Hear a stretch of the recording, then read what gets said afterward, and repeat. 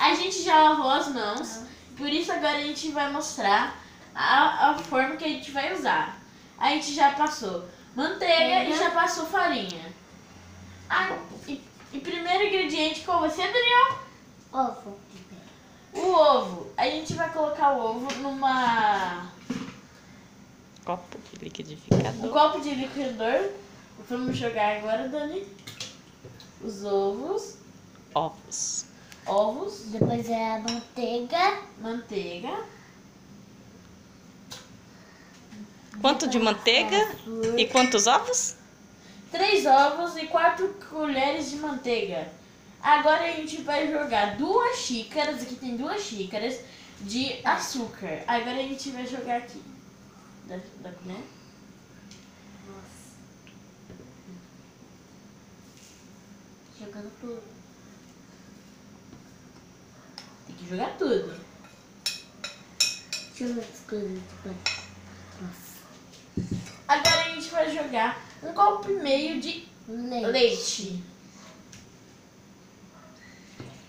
2 copos de leite, né? 1 copo e meio e o outro é 1 copo cheio.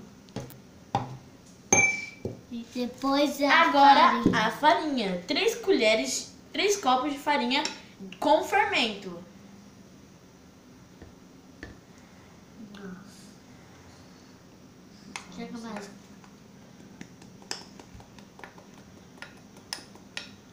Pronto.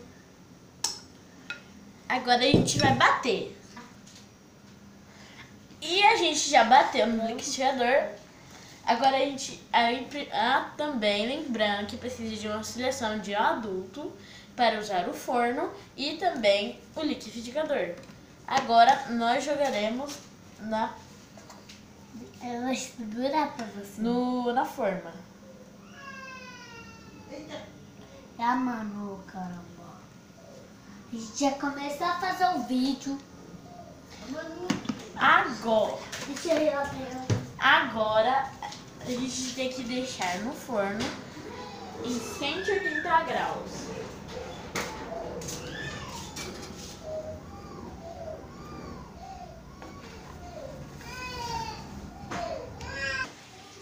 Gente, ficou assim o bolo, ficou fofinho, ó. E assim ficou o resultado do bolo. E aquele chorinho que você estava ouvindo era essa coisa fofa. Manuela, opa, deixa, já coloca aí, hashtag Manuela. E se inscreva no canal, meta de like, 1000 likes. Então, valeu, falou!